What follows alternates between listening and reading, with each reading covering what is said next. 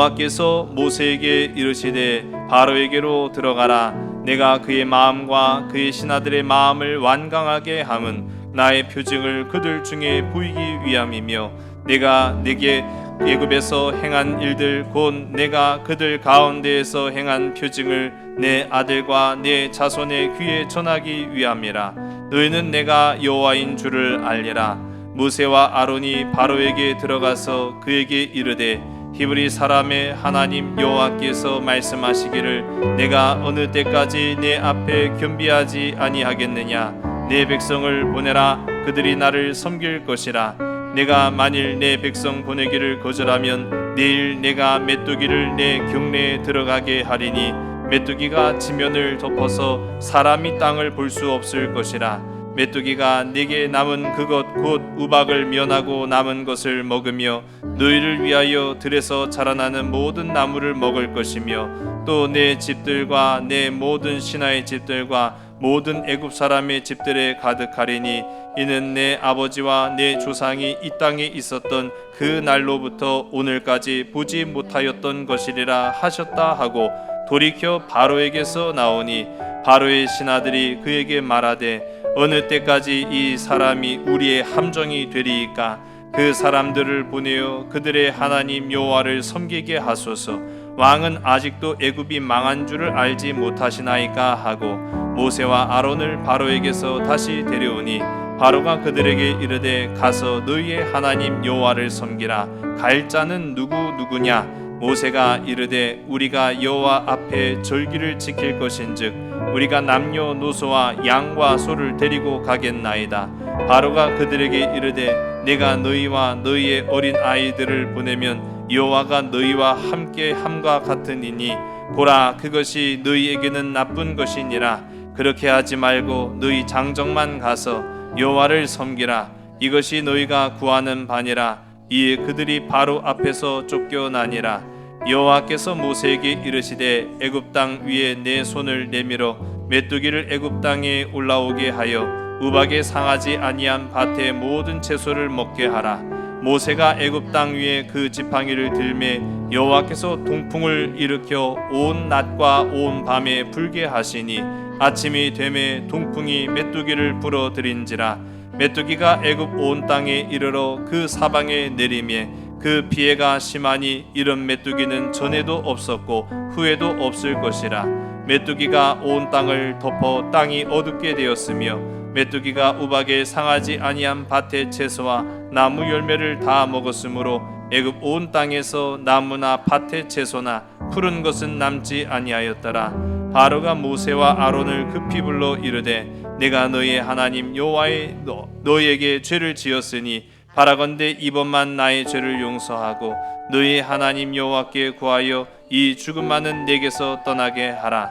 그가 바로에게서 나가서 여호와께 구하매 여호와께서 돌이켜 강렬한 서풍을 불게 하사 메뚜기를 홍해에 몰아 넣으시니 애굽 온 땅에 메뚜기가 하나도 남지 아니하니라.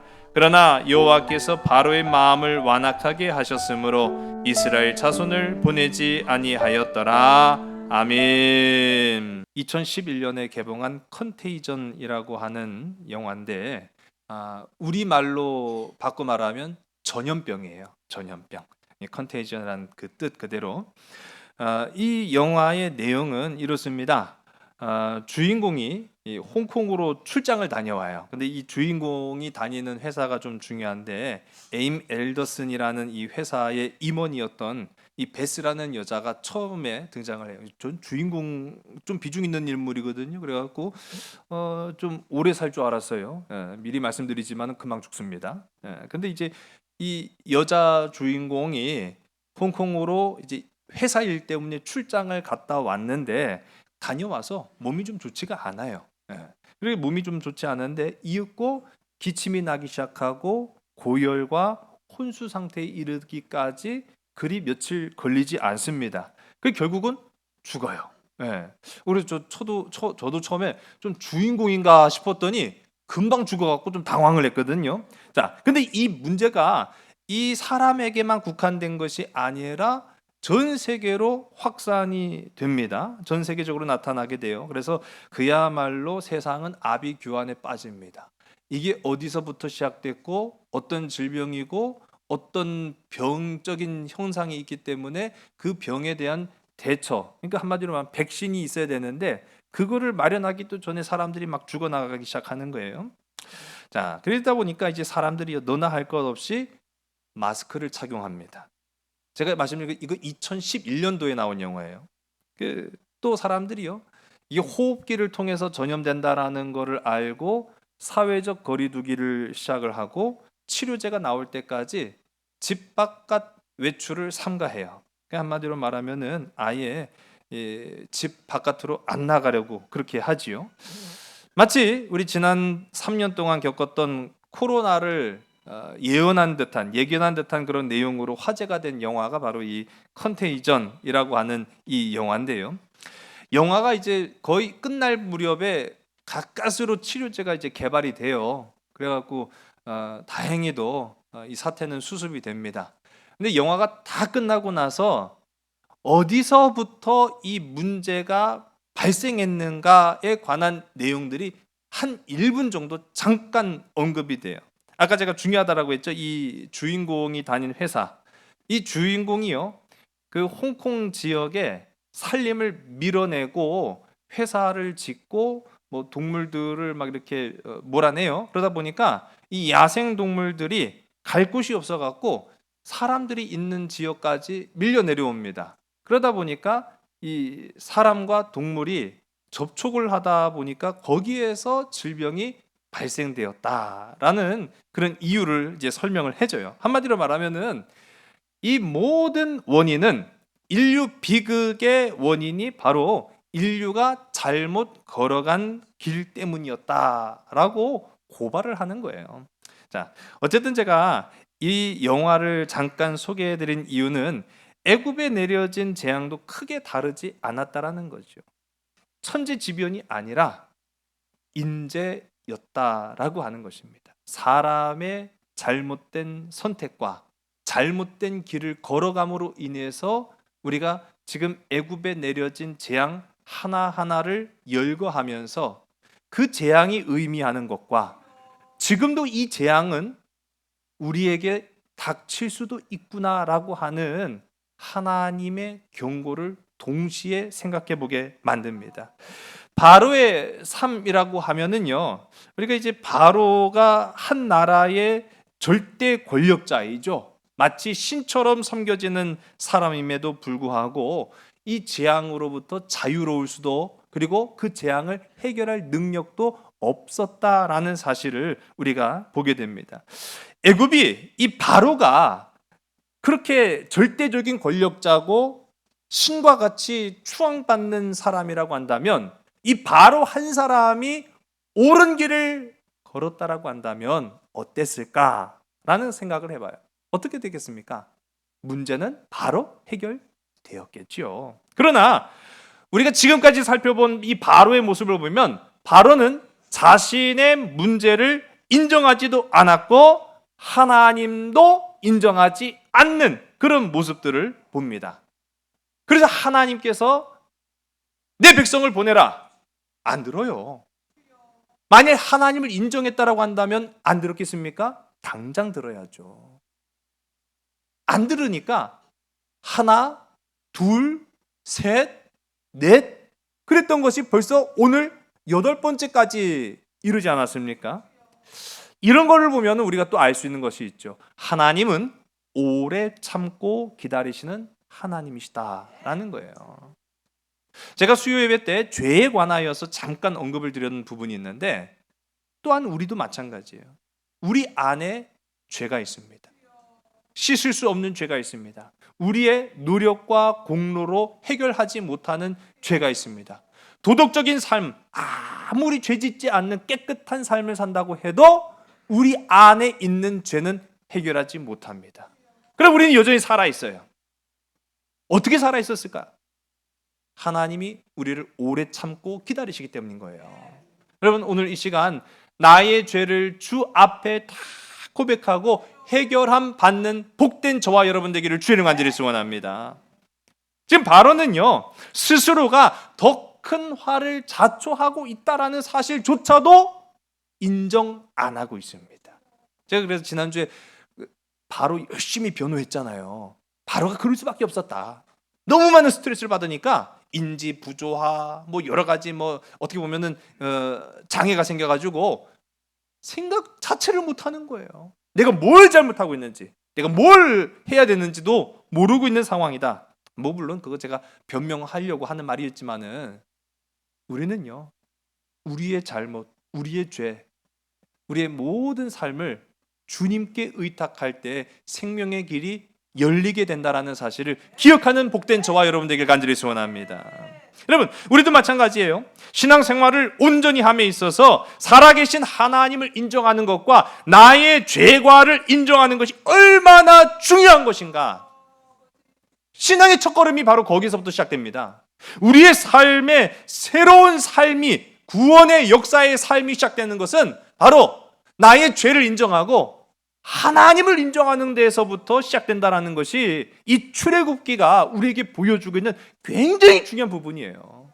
지금 이스라엘은요, 아직 걸음마도 못된 상태라고 보시면 돼요. 영적으로는.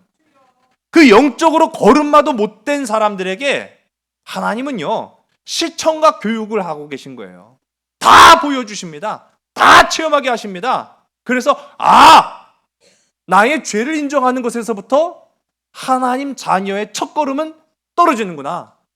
하나님을 인정할 때 비로소 새로운 인생의 출발점이 시작되는구나 라는 것을 보여주고 계시다라는 거예요. 오늘 출애굽기를 통해서 우리도 그 사실을 발견할 수 있기를 주의 이름 간절히 소원합니다. 진즉에 바로가 그걸 알았다라고 한다면은 8번째까지 뭐 올 일도 없었겠죠. 오늘 이제 우리가 8번째 재앙, 이 메뚜기 재앙을 마주하게 되는데요. 오늘 살펴볼 본문도 우리 이전의 재앙 본문과는 구조는 동일합니다. 우리 화면을 잠깐 보시면은 이렇게 돼 있어요.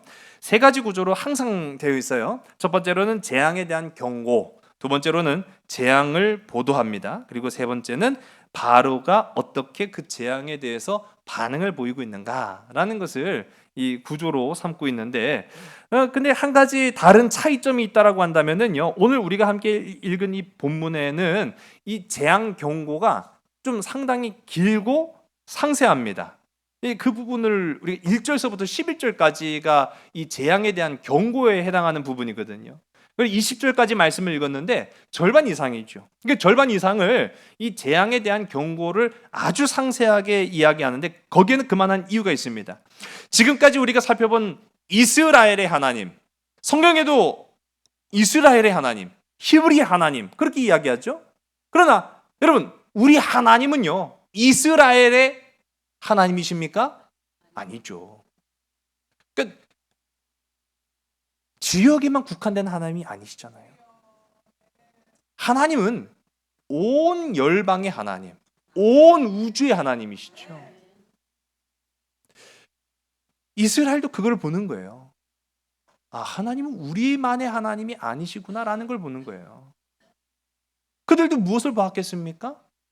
하나님의 경고하심을 깨닫고 순종하는 자에게는 이스라엘만이 아니라 애굽 사람에게도 피할 길을 허락하시는 것을 이스라엘 사람들은 보았단 말이에요. 그렇구나. 그래서 우리가 지금까지 살펴온 이 재앙을 통해서도 하나님은 기다리고 계신 거예요. 누가 돌아오기를? 이스라엘만 돌아오기를 기다리시는 게 아니라 애굽도 돌아오기를 기다리시는 거예요. 바로도 돌아오기를 원하시는 거예요. 제가 그래서 지난 시간 바로를 좀 긍휼하게 생각하세요. 그렇게 말씀드렸죠? 세상에는요, 바로가 참 많아요. 내가 가는 길이 곧 진리라고 생각하는 그런 망상으로 살아가는 수없이 많은 사람들이 있어요. 내가 끝까지 옳다고 주장하는 사람들이 참 많아요. 바로 같은 사람들이에요. 우리는 그들을 긍휼히 여길 줄 알아야 됩니다. 하나님은 그들도 하나님의 자녀로 품기를 원하시는 줄로 믿으시는 여러분 되시기 바랍니다. 우리가 지난 살펴보니까 이스라엘의 하나님이시기도 하고 바로의 하나님이시기도 하고 애굽의 하나님이시기도 한 이 하나님께서 지금까지는 내가 누군지 보여줄 것이다 라고 이야기했는데 오늘 본문 속에 이 재앙에 대한 경고가 굉장히 긴 까닭은 지금부터는 좀 다른 차원으로 열리기 때문이에요. 어떤 차원으로 열리냐? 이제는 내가 온 열방의 하나님이라는 사실을 알려줄 뿐만 아니라 너희들 자손들에게도 내가 하나님이라는 사실을 알게 할 것이다 라고 이야기합니다. 오늘 우리가 함께 읽은 본문 2절의 말씀을 함께 읽습니다. 내가 애굽에서 행한 일들 곧 내가 그들 가운데에서 행한 표징을 내 아들과 내 자손의 귀에 전하기 위함이라. 너희는 내가 여호와인 줄을 알리라. 아멘. 하나님은요 내 자녀의 하나님이시기도 하다라는 사실 기억하시기 바랍니다. 그래서 우리 다음 세대들을 위해서 기도하는 것은요 당연한 거예요. 나만의 하나님이 아닌 거예요. 이스라엘만의 하나님이 아닌 거예요. 하나님은 나의 하나님이시기도 하고 온 열방의 하나님이시기도 하고 내 자녀들의 하나님이시기도 하다라는 것을 이제 우리가 고백하는데, 자 이제 하나님은요 이것을 알려주기 위해서 바로의 마음을 완강하게 하셨다라고 했어요. 그러니까 바로가 이제는 빗장 풀고 내가 잘못했어요 라고 해도 나는 내 일을 행할 것이다. 어떻게 해요? 왜요? 내 자녀들에게도 내가 하나님이라는 사실을 전파하기 위해서. 여러분 참 이게 또 무서운 거죠. 이게 멈출 수가 없는 거예요. 누가 멈출 수가 없는 거예요. 바로가 이제 멈출 수가 없는 거예요. 바로의 통제 권한 바깥이 된 겁니다. 열쇠는 여러분 하나님이 쥐고 계신 줄로 믿으시기 바랍니다. 이 나라의 열쇠도 하나님이 쥐고 계십니다. 내 삶의 열쇠도 하나님이 쥐고 계시다라는 사실입니다. 그래서 우리가 하나님 말씀에 순종하느냐 그리고 하나님 말씀을 불순종하느냐는 굉장히 큰 차이가 있다라는 것을 우리가 보는 거죠. 만일 우리가 지금까지 살펴본 이 재앙이 한두 번에 끝났다라고 한다면은 아마 우리가 소위 말하는 해프닝으로 지나갔을 거예요. 그때 그런 일이 있었대 라고 그냥 말 거예요. 그런데 오늘 이 재앙이 하나 둘 쌓이고 쌓여서 오늘 벌써 8번째까지 쌓였죠. 제가 지난 처음 시간에도 말씀드렸지만은 이 10가지의 재앙은 장장 1년 동안 펼쳐진 재앙입니다. 그냥 한 달 동안에 그냥 짧게 굵고 짧게 끝난 것이 아니라 거의 장장 1년에 걸쳐서 펼쳐진 재앙이기 때문에 이거는 잠깐 지나가는 해프닝일 수가 없었다라는 거예요. 그 말인즉슨 이 일들을 애굽 사람도 이스라엘 사람도 어떻게 했겠습니까? 자자손손 이야기하는 거예요. 야, 그때 진짜 큰일이 있었다. 진짜 큰일이 있었다. 이번 우리가 이제 지난번 있었던 그 미국에서 있었던 사건이죠. 9.11 테러 사건. 제가 어쩌다가 그 얘기가 잠깐 나와가지고 가족들 간에 이야기하다가 제가 그때 군대에서 휴가 나왔을 때거든요. 가슴이 철렁 내려앉았어요. TV를 보는데 저게 영화요, 진짜요? 그런 생각이 분간이 안 될 정도로 이 9.11 테러를 통해서 쌍둥이 빌딩이 막 주저앉는 그 장면을 뉴스로 막 직접 보면서 큰 충격을 받았어요. 근데 그 이야기가 단순한 해프닝으로 끝나지 않죠. 이거는요 계속 전해져 오는 이야기가 되는 거예요. 마치 우리도 그렇습니다. 우리가 역사적 승리를 기념하는 것은 왜 그렇습니까? 그때 우리가 큰 환난과 어려움을 당하였으나 가까스로 승리하여서 오늘에 이르게 됐다라는 것을 자손들에게 알려주기 위함인 거예요. 또 우리가 역사적 패배의 아픔을 기억하는 까닭도 무엇입니까? 그와 같은 일들이 다시 반복되지 않기를 자녀들에게 전파하는 거예요. 여러분 똑같습니다. 하나님은요 하나님이 누구신가 그리고 너희는 어떤 백성이 되어야 하느냐라고 하는 것을 그 자녀들에게도 알리기를 원하시는 하나님, 그 역사를 전하게 하신 하나님, 그 정체성을 확고하게 하시기를 원하시는 하나님, 그 하나님이 오늘 나의 하나님이심을 기억하는 여러분 되시기 바랍니다. 하나님의 경고는 확실했어요. 내 백성을 보내라. 그렇게 경고를 했죠. 그렇지 않으면 다음 재앙이 임하게 될 것이다 라고 이야기합니다. 이 재앙 또한, 메뚜기 재앙 또한 이제 내일 이제 바로가 순종하지 않으면 내일이 되고 바로가 순종하면 오늘 끝나는 문제가 되는 거예요. 하면 얼마나 자비로우십니까? 그럼에도 불구하고 이 모세가 떠난 뒤에 바로의 결정은 결코 그렇지 않았죠. 자, 일단 가장 먼저 모세가 붕을 떠나고 난 뒤에 반응을 보인 것은 바로의 신하들이었습니다. 오늘 우리가 함께 읽은 7절의 말씀을 우리 함께 읽습니다. 시작. 바로의 신하들이 그에게 말하되 어느 때까지 이 사람이 우리의 함정이 되리이까? 그 사람들을 보내어 그들의 하나님 여호와를 섬기게 하소서. 왕은 아직도 애굽이 망한 줄을 알지 못하시나이까 하고 아멘. 바로시여, 이렇게 가다간 우리 애굽 망합니다. 이 멸망뿐입니다. 눈에 안 보입니까? 지금 모세한테 얽혀갖고 모세한테 걸려갖고 지금 잘된 게 하나 없지 않습니까? 그러니 지금 당장 그들을 보내십시오. 이렇게 어떻게 보면 바로의 신하들이 먼저 이렇게 나서서 바로를 설득을 해요. 바로도 아무리 권력자이지만은 지금까지 자신도 보지 않았어요. 명명백백하게 하나님의 역사를. 이거 어떻게 할 수가 없어요, 자기도. 결국 바로가 모세와 아론을 다시 부릅니다. 그런데 그 내놓은 해법이라는 것이 완전한 것이 아니라 절반의 설득으로, 절반의 해결책을 이제 내놓게 되죠. 우리 8절서부터 우리 11절까지의 말씀을 함께 보겠습니다. 모세와 아론을 바로에게로 다시 데려오니 바로가 그들에게 이르되 가서 너희 하나님 여호와를 섬기라. 갈 자는 누구냐? 모세가 이르되 우리가 여호와 앞에 절기를 지킬 것인즉 우리가 남녀노소와 양과 소를 데리고 가겠나이다. 바로가 그들에게 이르되 내가 너희와 너희 어린 아이들을 보내면 여호와가 너희와 함께함과 같으니라. 보라, 그것이 너희에게는 나쁜 것이니라. 이렇게 하지 말고 너희 장정만 가서 여호와를 섬기라. 이것이 너희가 구하는 바니라. 이에 그들이 바로 앞에서 쫓겨나니라. 아멘.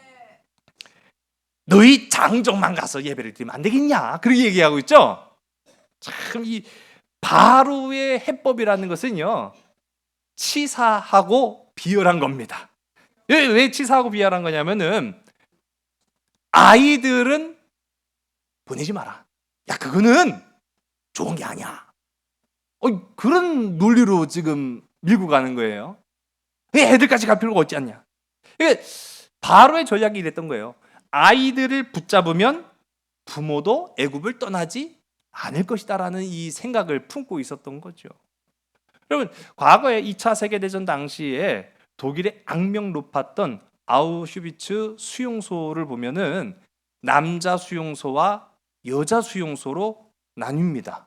그런데 이 남자 수용소와 여자 수용소뿐만 아니라 아이들 수용소도 따로 운영을 하고 있어요. 그건 왜 그랬을까요? 한마디로 말하면 아이를 볼모로 붙잡고 있기 때문에 탈출할 엄두도 못 내게 만드는 거예요. 가족이 다 붙잡혀 왔을지라도 남자 여자 나누고 아이들을 따로 붙잡아 놓습니다. 내 새끼가 여기 있는데 어떻게 도망가겠어요? 아주 비열한 방법인 거예요. 바로도 마찬가지였어요. 애들 붙잡고 있으면 그 부모들이 어떻게 갈 건데? 이제 그런 생각을 갖고 있으니까 바로가요, 야, 장정만 보내라. 그게 옳다. 여러분, 맞습니까? 틀립니까? 이건 명명백백한 질문이지만요, 틀리죠. 지금 바로는요, 눈앞의 이익만 지금 생각하고 애굽의 몰락, 애굽의 멸망, 애굽의 미래를 보지 못하고 있다는 거예요. 지난 시간에도 우리 7번째 재앙, 우박의 재앙 가운데 하나님은 이미 경고를 하셨어요. 우박이 내릴 텐데, 우박이 내릴 때 들판에 있으면 다 죽는다. 맞아 죽는다. 소도 죽고 사람도 죽고 다 죽는다. 그러니 이 재앙을 피하려거든 다 모여서 집 안에 있으면 된다. 그렇게 이야기했음에도 불구하고 어떤 사람은 순종하는 사람이죠. 말씀을 두려워하는 사람이죠. 말씀을 마음에 담아두는 사람이죠. 애굽 사람이든 이스라엘 사람이든 간에 그건 중요치 않습니다. 말씀 앞에 순종하면 살았어요. 근데 자기 욕망이 먼저 앞서서 아니 하루라도 일을 쉬면 어떻게 돼? 사람이 나가서 일을 해야지. 그런 사람들은 다 죽었어요. 지금 바로도 똑같은 원리로 이야기하고 있습니다. 아니 어떻게 그들을 내보낼 수 있어? 절반의 타협. 그러나 오늘 우리가 이제 이 말씀의 재앙을 통해서 기억할 것은 하나님 앞에 타협은 있을 수 없다라는 사실이에요. 여러분, 하나님과 타협하지 않는 오직 하나님의 말씀 앞에, 진리 앞에 순종할 수 있는 복된 저와 여러분 되길 간절히 소원합니다. 12절서부터 우리 15절까지의 말씀을 함께 읽습니다. 여호와께서 모세에게 이르시되 애굽 땅 위에 내 손을 내밀어 메뚜기를 애굽 땅에 올라오게 하여 우박에 상하지 아니한 밭의 모든 채소를 먹게 하라. 모세가 애굽 땅 위에 그 지팡이를 들매 여호와께서 동풍을 일으켜 온 낮과 온 밤에 불게 하시니 아침이 되매 동풍이 메뚜기를 불어들인지라. 메뚜기가 애굽 온 땅에 이르러 그 사방에 내림에 그 피해가 심하니 이런 메뚜기는 전에도 없었고 후에도 없을 것이라. 메뚜기가 온 땅을 덮어 땅이 어둡게 되었으며 메뚜기가 우박에 상하지 아니한 밭의 채소와 나무 열매를 다 먹었으므로 애굽 온 땅에서 나무나 밭의 채소나 푸른 것은 남지 아니하였더라. 아멘. 하나님의 명령하심이 뭐 경고를 듣지 않으니까 뭐 별 수 없죠. 그러니까 하나님의 명령하심이 이제 실행이 됩니다. 동풍이 밤낮으로 불어와서 그 바람을 타고 어디선가 왔던, 이 어디선가 왔는지는 모르죠. 어쨌든 간에 하나님의 역사이시니까요. 그 동풍을 타고 온 메뚜기 떼가 애굽의 온 지면을 뒤덮기 시작하는 거예요. 여러분, 근데 오늘 우리가 말씀 가운데 보면은 재밌는 부분이 있어요. 왕궁 안에도 이 메뚜기 떼가 들어갔을까요? 안 들어갔을까요? 그렇죠. 들어갈 수밖에 없는 구조예요. 지금 우리처럼 이렇게 완전히 밀폐될 수 있는 공간이 아닙니다. 다 개방돼 있어요. 기둥이라고 해봐야 이제 우리가 잘 아는 그 기둥만 세워져 있는 건물이지 더운 건물인데 이렇게 밀폐할 수가 없거든요. 개방적이에요. 사람의 인력으로 밀고 들어오는 이 메뚜기 떼를 막을 방법이 없었습니다. 그러니 애굽 온 각지뿐만 아니라 이 왕궁 안에까지도 메뚜기 떼가 들끓었을 것이라는 것은 이제 자명한 거죠. 그러니까 오늘 말씀에서처럼 땅을 뒤덮은 메뚜기 떼가 창궐을 하게 되었다라는 것입니다. 근데 우리가 여기에서 우리 지난 시간의 말씀과 연결시켜서 살펴보게 되면은 우박 재앙 중에도 하나님의 은혜는 역사되었는 줄로 믿으시기 바랍니다. 그러니까 우박으로 많은 사람의 인명 피해도 있었고 또 물적 피해도 있었는데 하나님 피할 길을 내셨다라는 것을 우리가 봤죠. 쌀과 이 밀은 남겨놓으신 거예요. 왜? 이 쌀과 밀이 아직 싹이 나기 전이었기 때문에 이 쌀과 밀은 남겨놓으셨다라는 것을 성경은 말하고 있어요. 그런데 중요한 것은요, 이 쌀과 밀은 누구를 위한 것이었습니까? 회개한 자를 위한 것이었어요. 오직 하나님은요, 회개한 자들을 위해서만 살 길을 내시는 줄로 믿으시기 바랍니다. 그렇다고 한다면 오늘 회개하지 않고 순종하지 않고 하나님의 말씀을 경히 여겼던 이 바로로 인하여서 어떻게 됩니까? 그 남은 것까지도 메뚜기의 밥이 될 것이다 라고 이야기하는 거죠. 자, 여러분, 뭐 화면상에 보시는 이 메뚜기는 우리가 대표적으로 잘 알고 있는 메뚜기지만은요, 다른 말씀 가운데도 메뚜기 많이 나와요. 이제 저도 뭐 어제 좀 살펴봤습니다만, 뭐 요에서에 나오는 메뚜기 떼야 재앙 같은 것도 보면은 이 메뚜기 여러 종류를 언급하고 있습니다. 근데 이 메뚜기는 독립적으로 보면은 별거 아니에요. 예, 뭐 물론 이제 보면 큰 건 막 되게 흉측하더라고요. 보니까 무서워요. 저 곤충도 무서운데. 근데 이제 이 메뚜기 떼가 아무리 뭐 무섭다 해도 한두 마리 갖고는 별거 아닌 거죠. 그런데 이 메뚜기가 특정 기후 그리고 습도가 되면은 엄청난 속도로 번식을 한다는 거예요. 그 번식한 메뚜기 떼는 하나의 군대가 되어서 움직입니다. 쓸고 지나가는 자리는 재만 남아요. 뭐 재라고 표현했지만 먼지만 남는 거죠. 보통 이 메뚜기가 127일 정도 산다고 합니다. 저도 그냥 찾아서 본 거지 뭐 직접 키워본 건 아니지만은 127일을 살아요. 127일이라고 하는 기간은 결코 짧은 기간은 아니죠. 자, 그런데 이 127일 동안 사는 메뚜기가 먹는 양이 참 중요해요. 메뚜기는요, 하루에 얼만큼 먹을까요? 한 마리가. 이 메뚜기 한 마리가 얼만큼 먹을까요?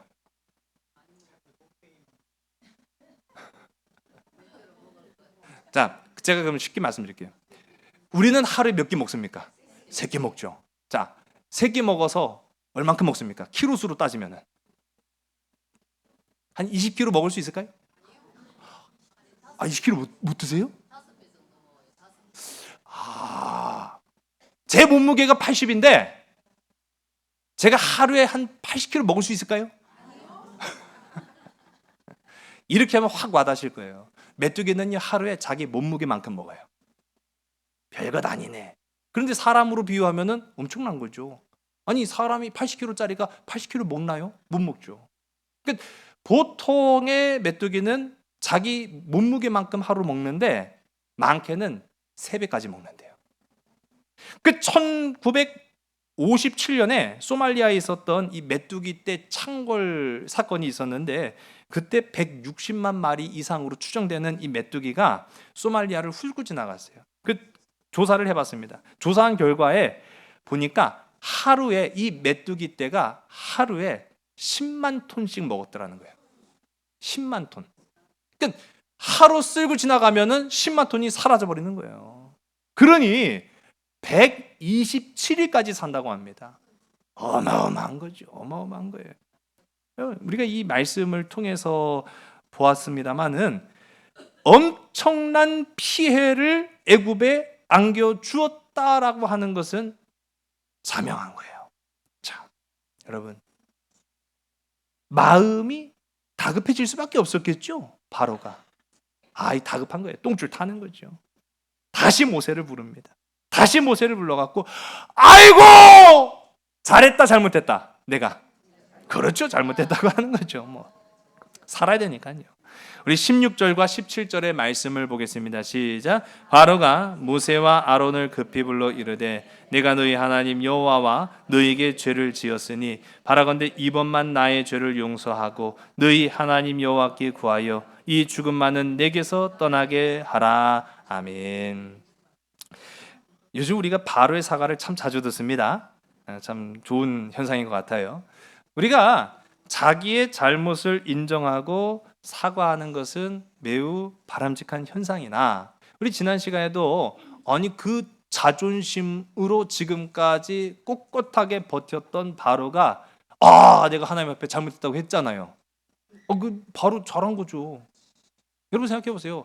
일국의 최고 권력자가 잘못했다는 말 쉽게 들을 수 있겠습니까? 못 듣습니다. 전 그래서 가끔 이제 정치인들의 그 사과법을 보면은 좀 안타까울 때가 있어요.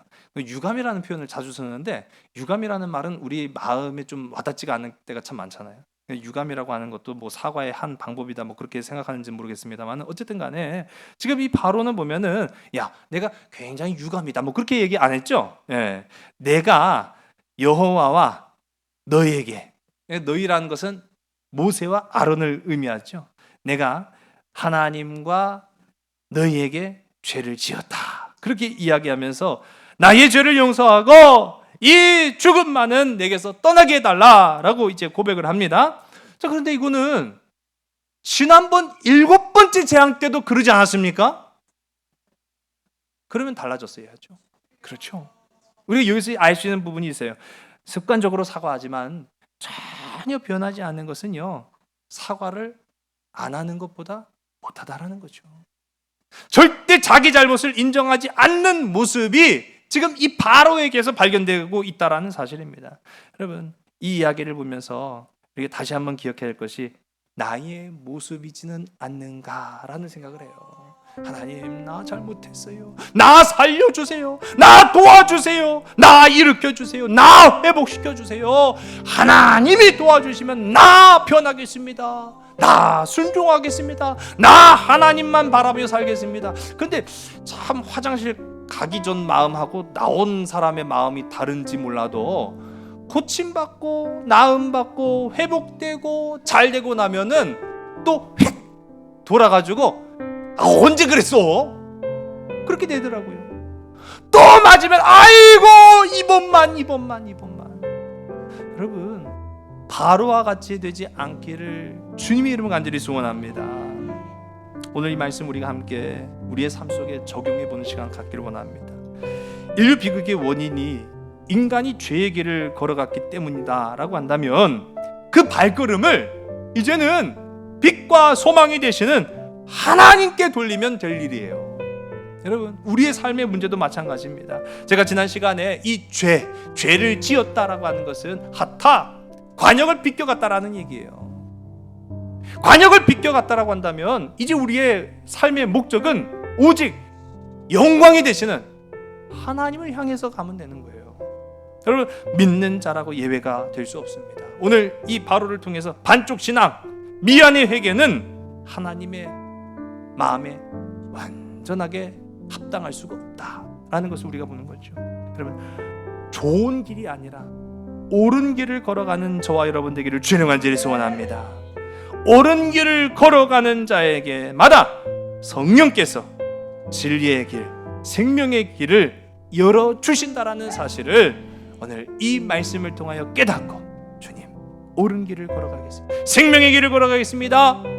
은혜대로 살아가겠습니다. 사랑하며 살아가겠습니다.